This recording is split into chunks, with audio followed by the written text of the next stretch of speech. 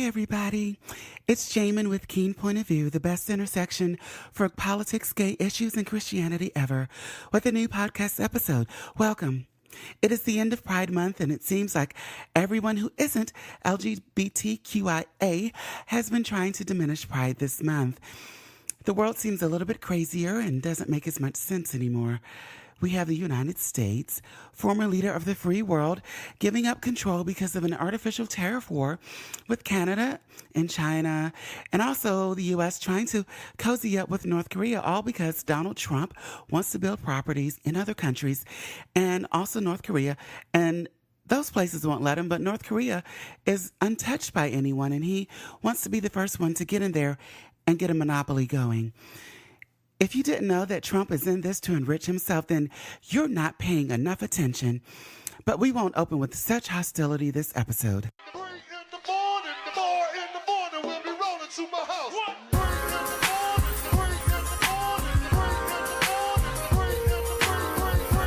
3 Oh my God, I'm sorry. That's very difficult to do long term. Hi, everyone. We will open this week with a segment called Favorite Female Rappers Based on Sexual Position for Male and Female, Lesbian, and Gay. The rappers, and there are 9. The choices are number 1, Queen Latifah, number 2, MC Lyte, number 3, Foxy Brown, number 4, Iggy Azalea, number 5, Remy Ma, number 6, Lil' Kim, number 7, Cardi B, number 8, Nicki Minaj, and number 9, Azalea Banks. So, here we go. All right. Number 1, if you are a lesbian who is a strap-on stud, your favorite rapper is MC Lyte. Y'all remember when we thought MC Lyte was a strap-on stud lesbian, and then she got married to a man like 2 years ago, and we're just like, oh, okay, but oh, okay, okay, all right.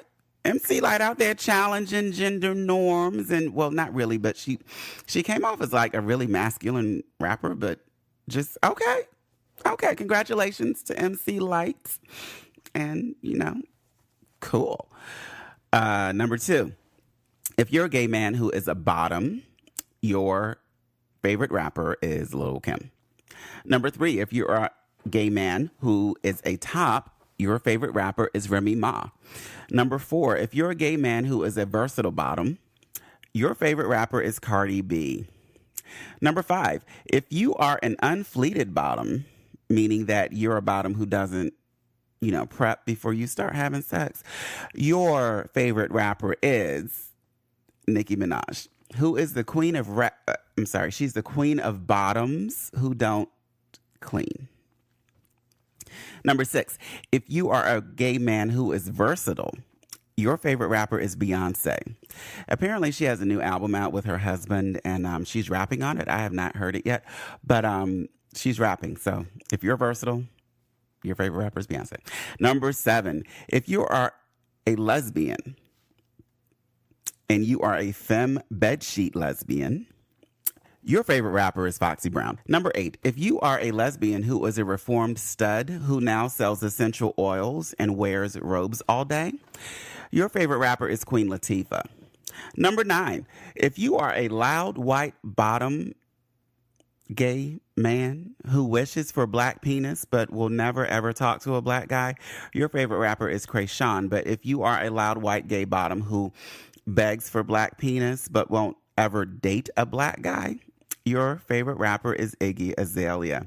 And number 10, if you are asexual, your favorite rapper is Azalea Banks.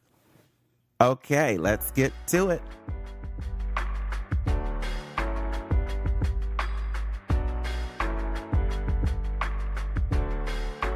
In political news this week, there is so much in political news that has happened this past week.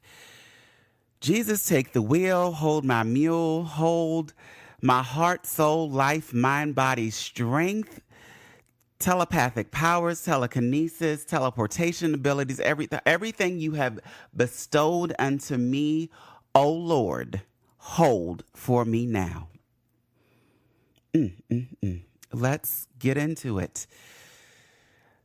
The Trump administration locked up kids as young as 3 months in detention centers after enacting a border policy to separate families illegally who were crossing into the United States. They said it was an Obama-era law created and passed by Democrats, and which is astounding because, as I remember it, there was gridlock in Congress because Democrats couldn't pass anything because Republicans kept using whatever they could and had at their disposal to stop the Democratic agenda. And Trump said he was powerless to do anything about it, except that it was a Trump-created policy in April, and Obama did detain people at the border, but they never separated families unless it was determined that the child was in danger by staying with the family member if they were a criminal or otherwise a threat to the child. And those instances were actually few and far between.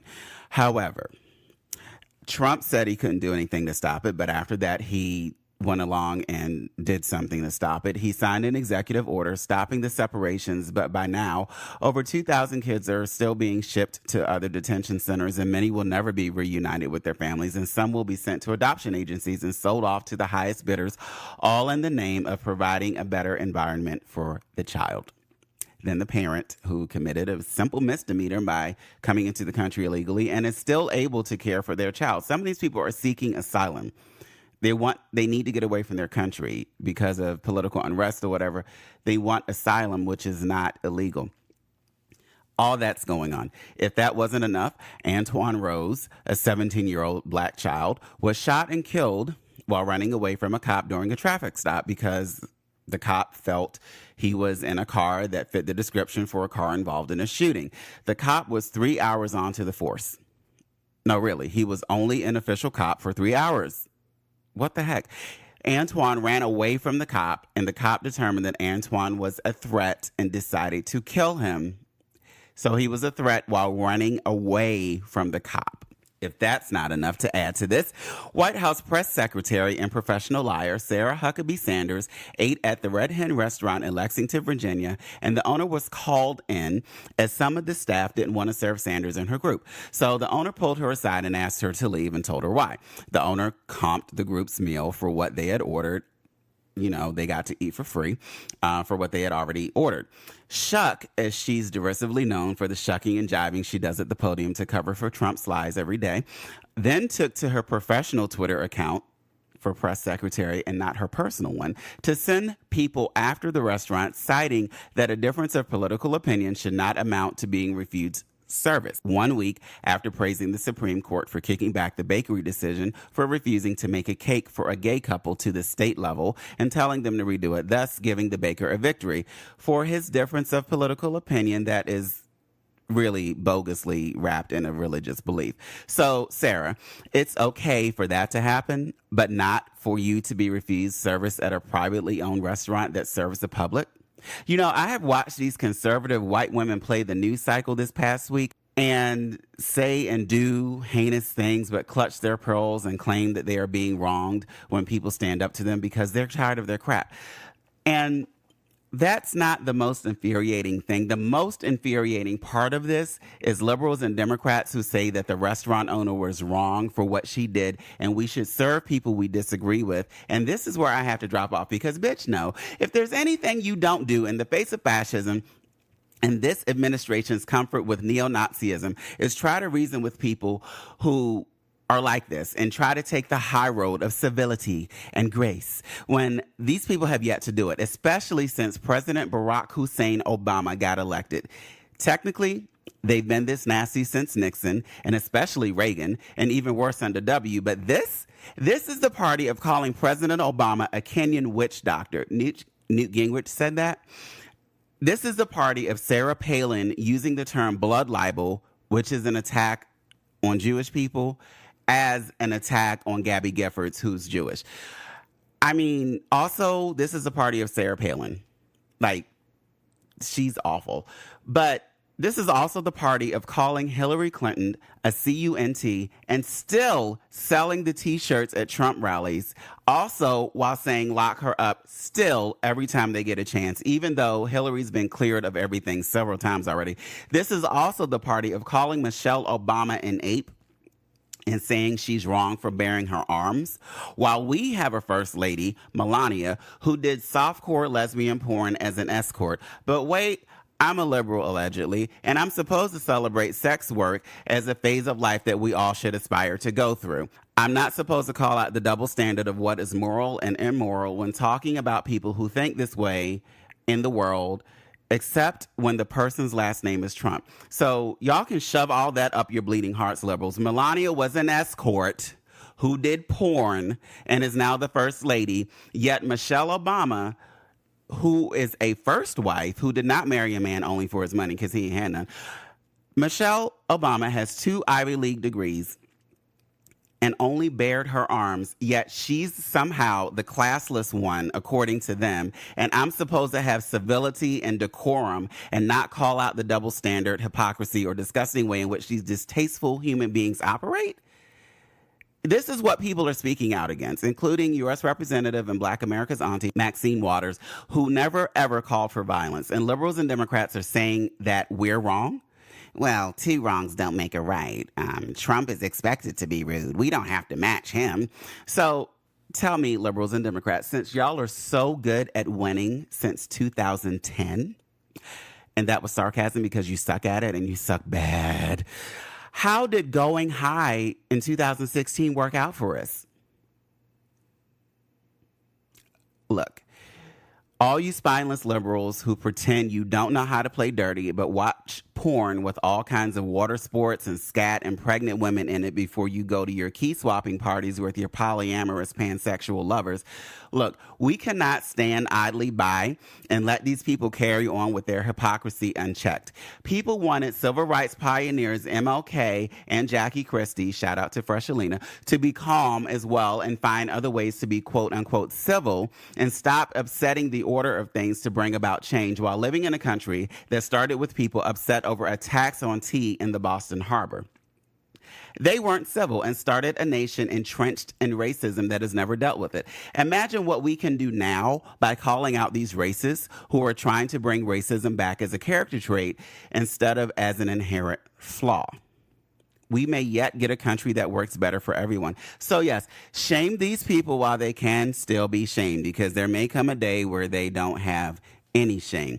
They're doing awful things in front of us, and we have the right to call them out on it. I see nothing wrong with it. It's just like choosing to protest in Selma and letting the world see how the country was treating its own citizens when they were being beaten by the police while trying to cross the bridge.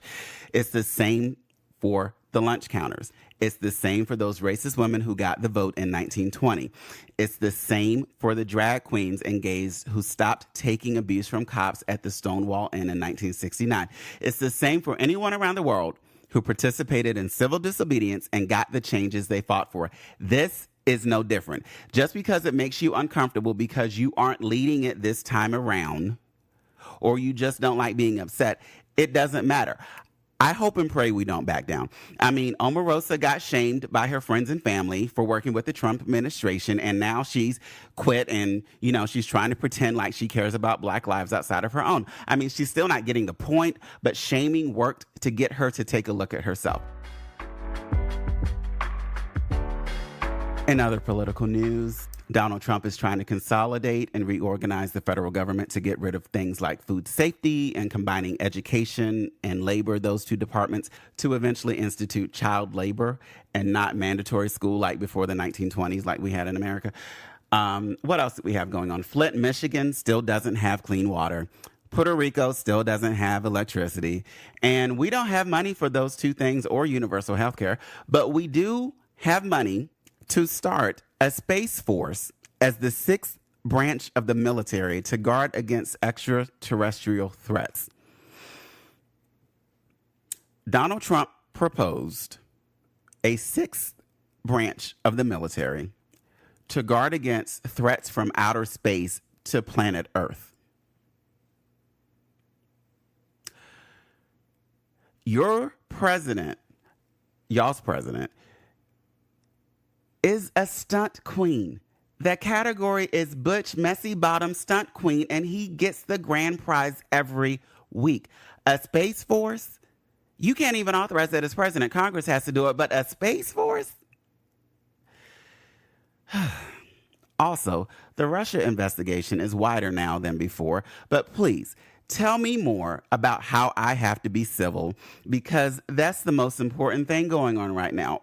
Me being quote unquote civil, and not the plot to get rid of food safety, not the Supreme Court upholding racist voting maps, not Anthony Kennedy retiring in the midst of a constitutional crisis just because he's either dying or happy that a white man is in office again who gives lip service to God when he needs white evangelical votes, not the fact that safe abortion access, gay marriage, and minority rights are about to be taken away by the Supreme Court thanks to Kennedy retiring, and what looks like him, by the way, being compromised and quitting as some sort of deal to Trump because Kennedy's son works for a bank or some investment firm and gave Trump $1 billion when no one else would.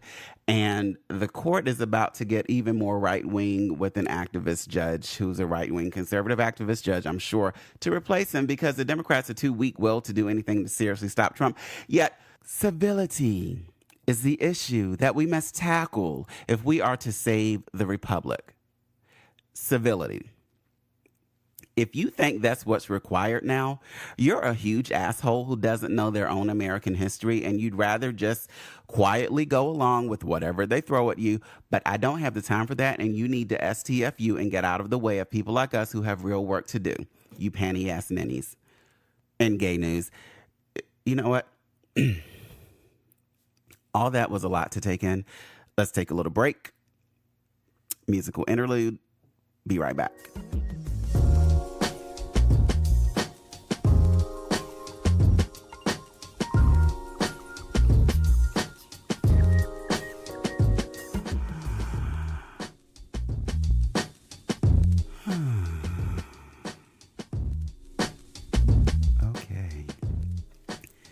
That was a quality moment. Shout out to AbFab. About the gays. This week, just only reporting that Tessa Thompson came out as bisexual. She was Valkyrie in Thor Ragnarok. And says that she and singer, songwriter, actress, and overall superbad woman, Janelle Monae, who is pansexual, love each other very much and are both private. And if people want to label what they have, they can, but they won't be labeling it. So congratulations, ladies, on your lesbian situationship. I thought only men did that to women and other men. And I'm not even trying to shade them. She described an accurate situationship. You know, situationship is where people say, we don't need labels. We just understand. Yeah, you say that, and then a nigga goes and gets engaged to somebody else a day after spending a full week with you on vacation at a resort, having sex every 2 hours, and then calls you hysterical for showing up at his wedding, just staring at him from the side so he can see you cry. And then you confront him later at dinner in the bathroom when all you want is answers for why he did what he did. And then he says that you're both adults, and he thought that was something adults agreed to. So then you go tell his wife that he enjoys oral sex in a certain way, and if she's not going to do it that way, he will look for it elsewhere. And then you show her video footage of it, and then he want to call the cops on you to get you arrested for harassment, like he didn't harass your whole life for 2 years playing at something he didn't really want. So Tessa and Janelle, if a non-relationship is what's really going on, don't be like me, I mean this person I know, and wind up trying to just get answers, however, what way you can, from a trifling nigga who thinks that life is a game and that you don't have it in you to ruin his life. Like, I ain't some sideline bitch, Ryan. But Tessa and Janelle, I wish you the best. But if it's really as you said, Tessa, define it. Save yourself the embarrassment of getting a restaurant shut down and people saying that you're making a scene and having to run off before the police show up, because no one will want to take your side and how you chose to handle things.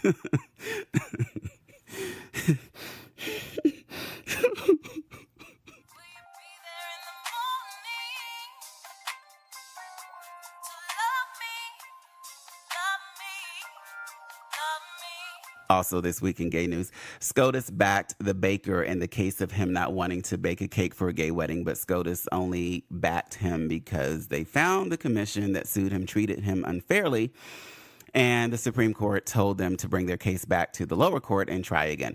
Conservatives treated this like a win for them, but it really wasn't a win.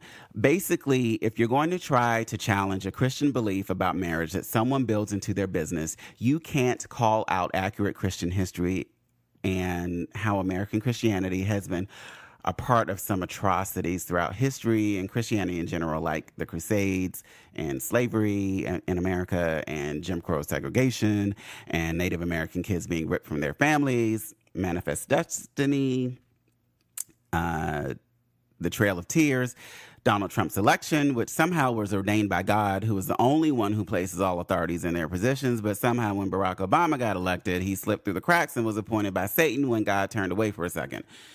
That's sarcasm. I know God doesn't look away for even a millisecond, but evangelicals defending Trump sound asinine. So I guess if you're going to try to get SCOTUS to agree with you that bakers should bake cakes for gay weddings because it's discrimination, otherwise, be gentler when attacking American Christianity, because Christians can't look at their history honestly, apparently. And as Solomon Missouri said on Twitter, Americans love to lionize Jesus rather than actually follow him. And that is some T-Wig truth snatch right there. Bloop.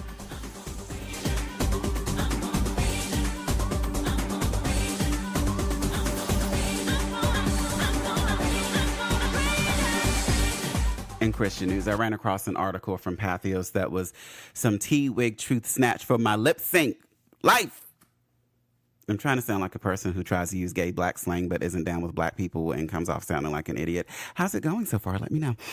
But I'm going to read these 10 things that this guy wrote. And the article is called... It was written by a man named Benjamin L. Corey, who he has a book out right now called Unafraid, Moving Beyond Fear-Based Faith. And again, his name is Benjamin L. Corey. He wrote an article that is entitled 10 Signs You're Actually Following Trumpianity Instead of Christianity. And, I love truth. Truth stands like a rock. Everything else will pass away, but truth will always remain. And as India Irie said, there ain't no substitute for the truth. Either it is or it isn't. So this article has nothing but a lot of truth in it. And I will be reacting to each item as we read along. Number 10, you spent 8 years criticizing every move of Obama, but the minute Trump was sworn in, you started telling everyone that Christians should respect the president and that being divisive is a sin. Okay. This is true. President Obama apparently, got elected and people were disrespectful to him and praying, Psalm, whatever that Psalm is about, God killed the leaders and wicked people in charge or whatever. But, Christians shouldn't be divisive, and Christians should respect the president when it comes to Trump, but not Obama. Okay. All right, sis, whatever. Number 9, you think, but we're a nation of laws. Somehow Trump's biblical teachings on how immigrants are to be treated.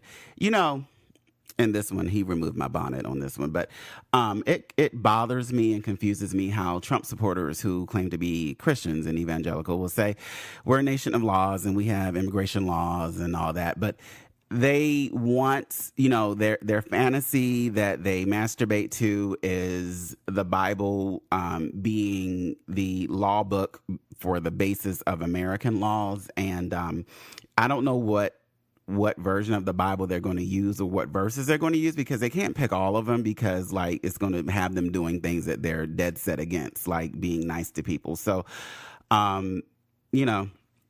being a nation of laws somehow applies when it is, used on immigrants. But if it's used on things like you don't work, you don't eat, that's biblical. We should abide by that. But anything about immigrants, we can just ignore. Okay. Number 8, your church is planning a patriotic worship service for the 4th of July. Okay, now he's taken my curlers out. So I will only say this. I have been to patriotic worship services, and it kind of unnerves me to think back on it. Like, wow. Um, I can understand. I can't even understand singing America the Beautiful in a worship service to God. Like, you can pray, thank God I live in this country where I'm able to practice my religion freely. But um, yeah, songs that glorify the country during worship where you're supposed to be praising God. Yeah, anyway, number 7.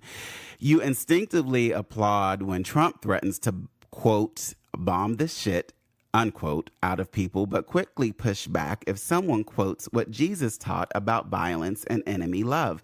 Jesus commanded that we love our enemies and that we never repay evil with evil, but instead repay evil with good, Benjamin writes. I have heard Christians, especially Trump supporters, say that they support bombing Iran. They support bombing Muslim nations. They support killing people who, in their opinion, don't adhere to a faith that they adhere to. But they are in favor of bombing these nations, which also have people who are Christian in them. But they're okay with it, but they don't look at their enemies as being deserving of love. They look at their enemies as being deserving of American justice, whatever that is. And it's so disgusting. Number 6, you think that having a filthy mouth and boasting about sexual immorality is a sign of being unsaved. But when it comes to Trump, you all of a sudden have a who am I to judge attitude. Seriously, now my wig is gone. But like, Donald Trump has a filthy mouth, has bragged about sexual immorality, all of those things. And you look at him and say, well, we're not supposed to judge. Okay. Y'all bitches are still judging Bill Clinton. And his wife forgave him. And Monica, that was consensual sex on her part. He was a man in power, but she did agree to do it. She, sounded like she was excited to do it. But I just, both Trump and Clinton do have sexual assault allegations against them, have been accused of rape, have had cases in court about it. But I don't understand why you cannot let Clinton go, but you're accepting of Trump.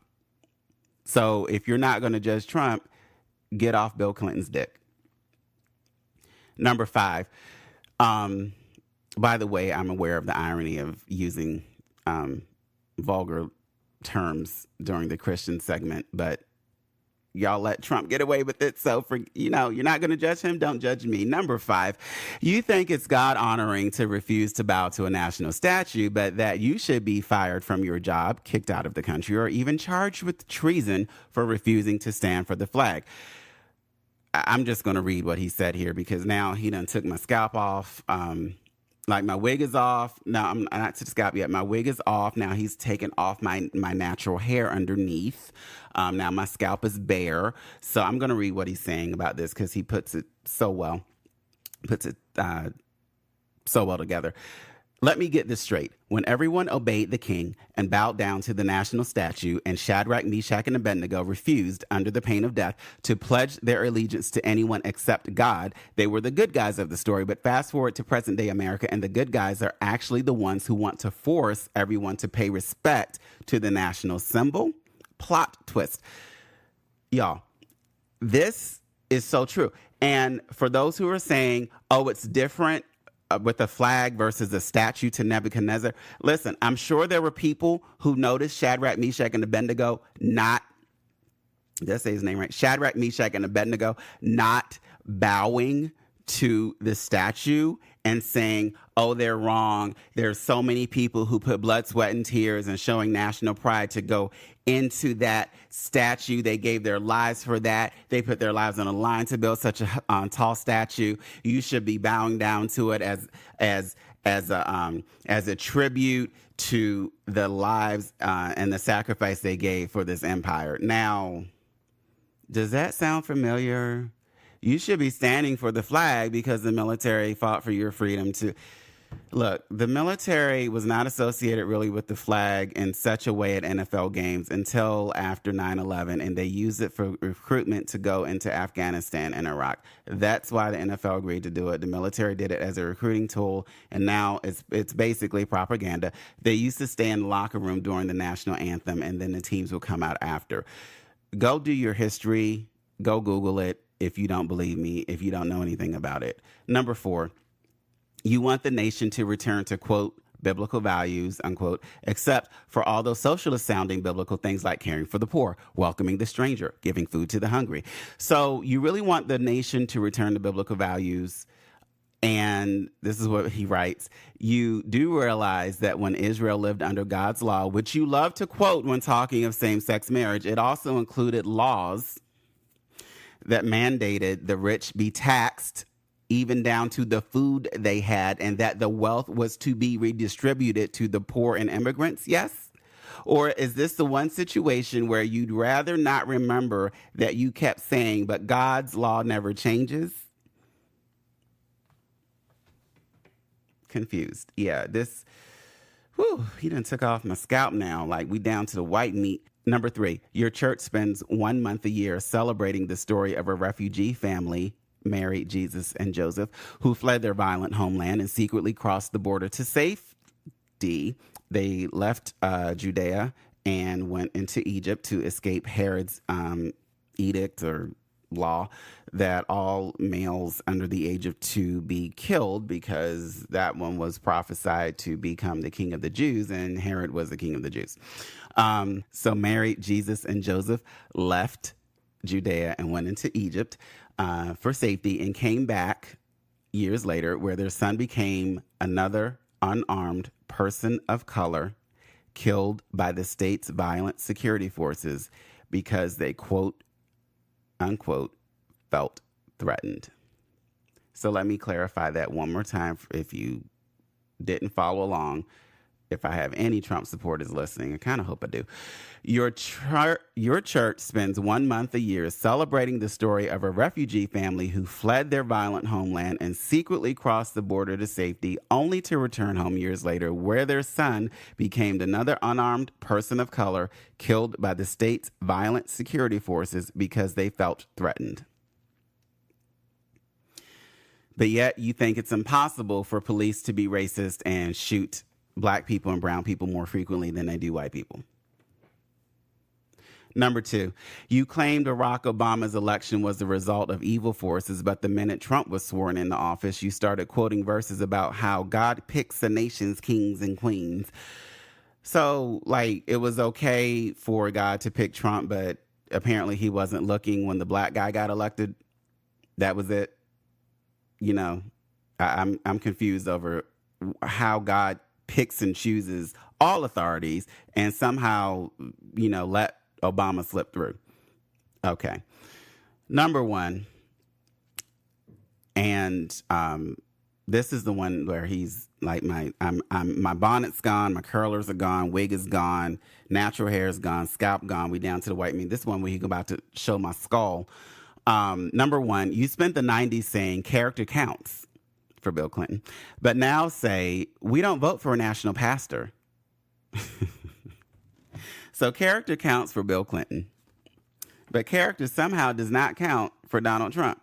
We don't vote for a national pastor. You didn't vote for a national pastor under Bill Clinton, and you didn't vote for a national pastor under Donald Trump. But why are you letting Donald Trump get away with a whole bunch of stuff you're not letting Bill Clinton get away with? Why are you holding him to a higher standard? Why do you give Trump such a pass? Because he gives lip service to you and makes you feel empowered because you felt that your way of life as a Christian was threatened under President Obama, which, by the way, your Christianity is a way of life, but the way you do it in America is the wrong way of life.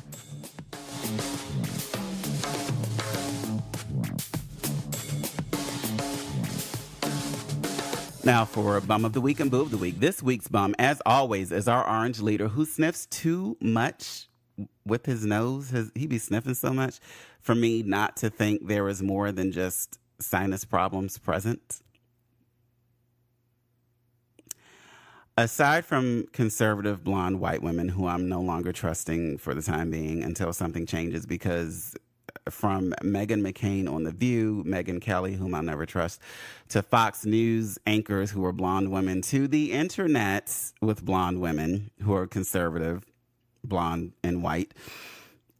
These women are despicable with the things they say and then turn around and cry to get the heat off of them when they're called out on it. Otherwise, other bums, contenders this week are Roseanne and CNN for grifting the American people with her sob story about how sorry she is she got caught being her natural racist self while she's still unaware of what she actually did by claiming it was just a loudmouth comment she's known for. And CNN actually is a bum as well for giving her a platform to say it.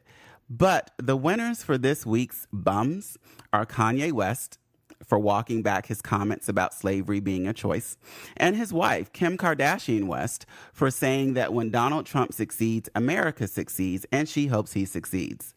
All while America was in an uproar over babies being torn from their families at the border as a hostage situation so Trump could get his wall. Against that backdrop, she said that, I would respect Kanye more in theory, because I'm done with him for the time being, if he would just stand by his comments. He said slavery was a choice. And yes, he did say it sounds like a choice to me, but he didn't say it like he was saying sounds like people say, sounds like that wasn't a great idea. It was more like him saying, it was said like, I'm accusing you of doing this, but I'm going to use words that make it sound like I'm not saying it, but my tone lets you know I'm accusing you of it. If Kanye really was only saying it sounds like something, he would have said it earlier to explain his position. But I think his album, as I understand it, did not do too well. So here he is with a mea culpa for Black people that obviously is not handled by a PR person familiar with Black culture. And for Kim, girl, no, shut up. Donald Trump's agenda succeeding would have you and your husband get forcibly divorced, because I'm sure overturning Loving versus Virginia is in the cards for these people. He repealed clean ocean laws last week. Yet this is America succeeding if he succeeds. That's an example.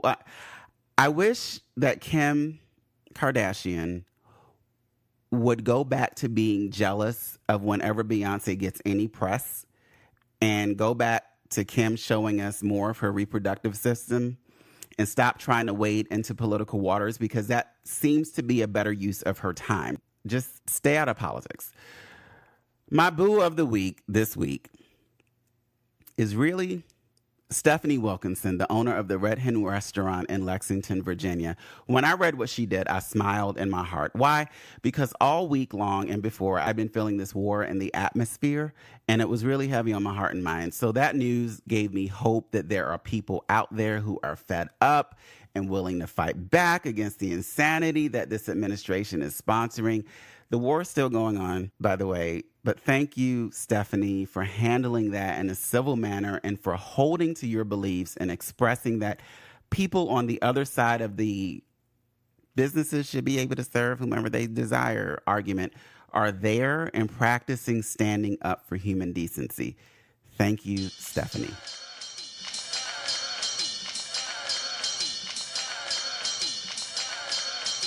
Once again, this is Jamin with Keen Point of View, the best intersection of politics, gay issues, and Christianity ever.